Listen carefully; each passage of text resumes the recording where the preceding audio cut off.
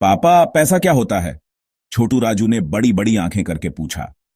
वो अपना toy truck लेकर खेल रहा था और बिजनेसमैन बनने का नाटक कर रहा था। पापा मुस्कुराए। ये तो अच्छा सवाल है बेटा। पैसा एक जादू का कागज है जिससे हम अपनी जरूरत और मनपसंद चीजें खरीद सकते हैं। राजू ने पापा के बटुए में रंग बिरंगे नोट देखे और उसे बड़ा मजा आया। जैसे मेरा नया ट्रक? उसने पूछा। बिल्कुल, पापा हंसे। पैसे से हम खिलौने, खाना, कपड़े और बाकी सब चीजें खरीद सकते हैं। वाह, राजू धीरे से बोला और उसके दिमाग में तरह तरह के ख्याल आने लगे। राजू अपने पापा के साथ बैठा था। सूरज की सुनहरी किरणें कमरे में फैल रही थीं। राजू के मन में एक सवाल घूम रहा था, एक ऐसा सवाल जो अक्सर बच्चों के मन में आता है। उसने अपने पापा की तरफ देखा और अपनी जिज्ञासा को शब्दों में ढाला। राजू ने पूछा, पर पापा, पैसा आता कहां से है? ये जो हम खिलौने खरीदते हैं, खाना खाते हैं, ये सब कहां से आता है? उसकी आंखें सवाल से भरी हुई थीं। वो जानना चाहता था कि ये जादुई चीज पैसा आखिर बनता कैसे है। देखो, पापा ने समझाया, बेटा, पैसा कोई पेड़ पर नहीं उगता। लोग मेहनत करते हैं, अपना समय और हुनर लगाते हैं और उस काम के बदले उन्हें पैसा मिलता है। ये एक तरह का इनाम है जो हमें अपनी मेहनत और लगन से मिलता है। जैसे मैं ऑफिस जाता हूं, कंप्यूटर पर काम करता हूं, हिसाब किताब देखता हूं, जरूरी फाइलें बनाता हूं। पापा ने अपनी नौकरी के बारे में बताया। ये सब काम करने के लिए मुझे कंपनी पैसे देती है और मुझे मेरे काम के पैसे मिलते हैं। ये पैसे मेरी सैलरी कहलाते हैं, जिनसे हम घर का खर्चा चलाते हैं, तुम्हारी पढ़ाई का इंतजाम करते हैं और तुम्हारे लिए खिलौने खरीदते हैं। तो जब मैं बड़ा हो जाऊंगा और डॉक्टर बनूंगा, मरीजों का इलाज करूंगा, उनकी देखभाल करूंगा, तो मुझे भी पैसे मिलेंगे? राजू ने उत्साह से पूछा। उसकी आंखों में भविष्य की चमक थी। वो भी अपनी मेहनत से पैसे कमाना चाहता था। हां बेटा, पापा हंसे, जरूर मिलेंगे। जब तुम डॉक्टर बनोगे और लोगों की सेवा करोगे तो तुम्हें भी पैसे मिलेंगे। ये तुम्हारी मेहनत और सेवा का फल होगा। और जैसे मम्मी को स्कूल में पढ़ाने के पैसे मिलते हैं, वो बच्चों को ज्ञान देती हैं, उन्हें अच्छी बातें सिखाती हैं और इसके बदले उन्हें सैलरी मिलती है। दादी मुझे दिवाली पे जो पैसे देती हैं, वो क्या क्या वो भी मेहनत करके कमाती हैं? राजू ने पूछा। उसे रंग बिरंगे लिफाफे याद आ रहे थे जिनमें दादी प्यार से पैसे भरकर देती थी। वो तोहफा होता है बेटा, पर वो भी पैसा ही है जो दादी ने तुम्हें प्यार से दिया है, जो किसी ने कमाया और तुम्हें देना चाहा। वो तुम्हें खुश देखना चाहती है, इसलिए वो तुम्हें तोहफे में पैसे देती है। पापा ने प्यार से समझाया। तो समझो, पैसा मेहनत और प्यार दोनों से आता है। कल्पना करो राजू, पैसा एक जादुई औजार की तरह है। इसमें वो ताकत है जो हमें हमारी जरूरत की चीजें दिला सकता है और कभी कभी हमारी चाहत की चीजें भी। लेकिन जैसे हर औजार को समझदारी और सावधानी से चलाना होता है, वैसे ही पैसे को भी। तो अब इस जबरदस्त ताकत के साथ सोचकर बताओ, तो क्या हम पैसे से सब कुछ खरीद सकते हैं? क्या वाकई पैसा हर चीज खरीद सकता है? राजू ने पूछा। उसकी आंखों में चमक थी। वो पूरे उत्साह के साथ सोच रहा था कि पैसा क्या क्या कर सकता है। उसे खिलौने याद आए, पसंदीदा मिठाइयां और शायद अपने पसंदीदा मनोरंजन पार्क की सैर भी। इन सब चीजों को पाने की ताकत का ख्याल ही उसे रोमांच से भर देता था। हां, पर हमें इसे समझदारी से खर्च करना चाहिए बेटा, पापा ने प्यार से कहा और राजू के कंधे पर भरोसे से भरा हाथ रखा। ये सिर्फ हर वो चीज खरीदने की बात नहीं है जो तुम्हें अच्छी लगे, बल्कि ऐसे फैज जरूरी चीजें खरीदना ज्यादा जरूरी है। सबसे जरूरी बात यह है कि हम पहले जरूरी चीजें खरीदें, वो चीजें जो हमें सेहतमंद, सुरक्षित और आरामदायक बनाए रखें। यही वो चीजें हैं जिनकी हमें सच में जरूरत होती है एक अच्छी जिंदगी जीने के लिए। जैसे खाना और कपड़े। जैसे कि खाना जो हमारे शरीर को पोषण देता है और कपड़े जो हमें ठंड से बचाते हैं। ये हैं हमारी जिंदगी की बुनियादी जरूरतें, एक मजबूत नींव जिस पर हम बाकी सब कुछ बनाते हैं। अगर ये जरूरी चीजें ना हों तो जिंदगी कहीं ज्यादा कठिन हो जाएगी। उन्होंने राजू के गुल्लक की तरफ इशारा किया। उन्होंने राजू की गुल्लक की ओर इशारा किया, जो बचत और भविष्य की योजना का एक रंग बिरंगा प्रतीक थी। वो एक याद दिलाने वाली चीज थी कि पैसा सिर्फ खर्च करने के लिए नहीं, बल्कि बड़े लक्ष्यों को हासिल करने के लिए भी इस्तेमाल किया जा सकता है।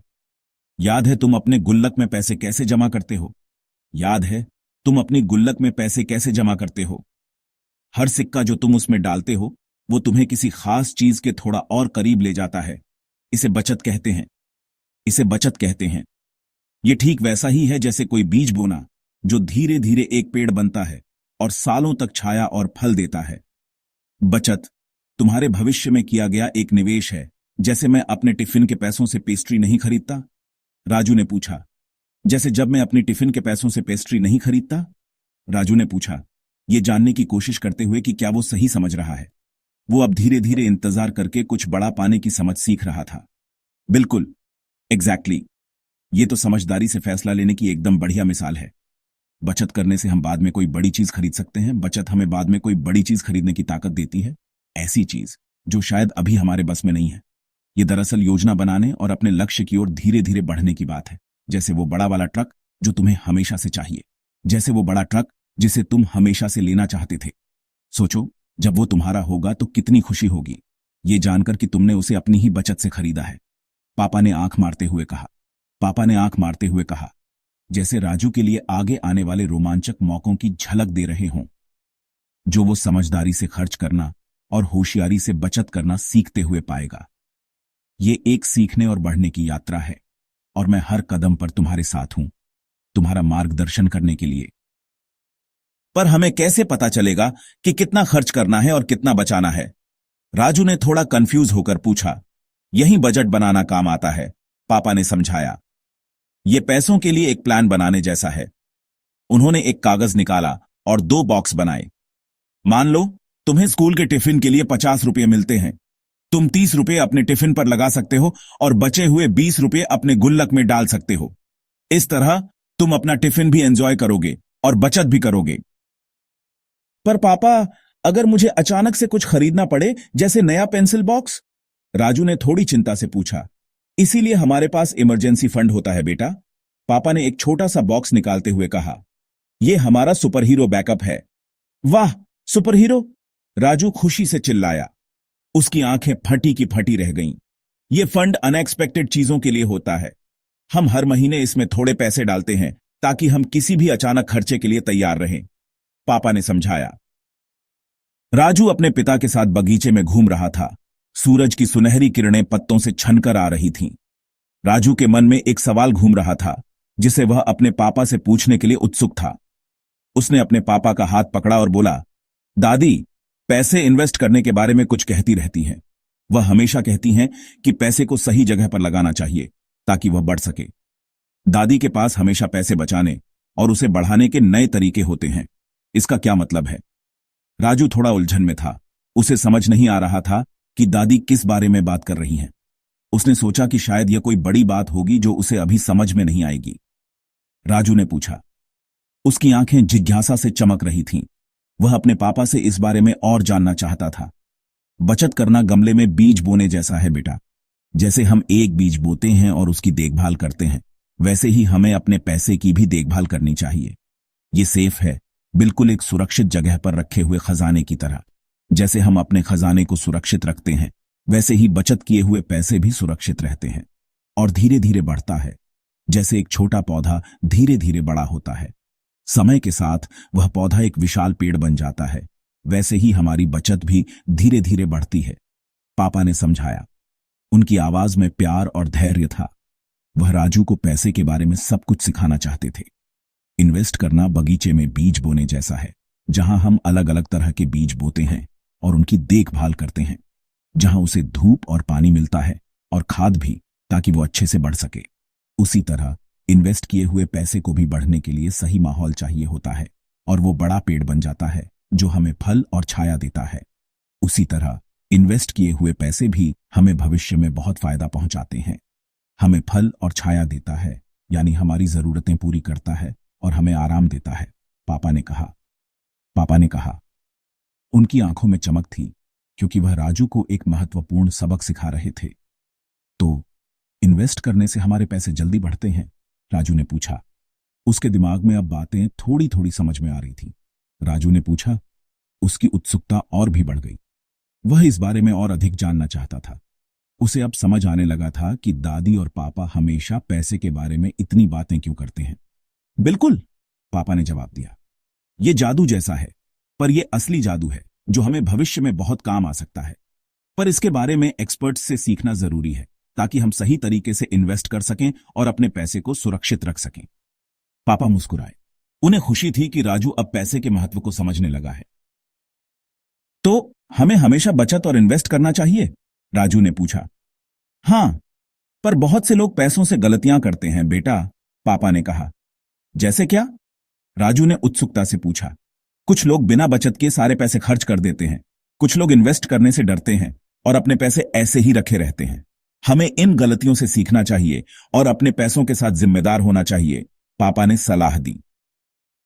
पापा, मुझे समझ नहीं आता कि कितना खर्च करूं और कितना बचाऊं, राजू ने माना। चिंता मत करो बेटा, एक आसान तरीका है, 50-30-20 रूल, पापा ने कहा।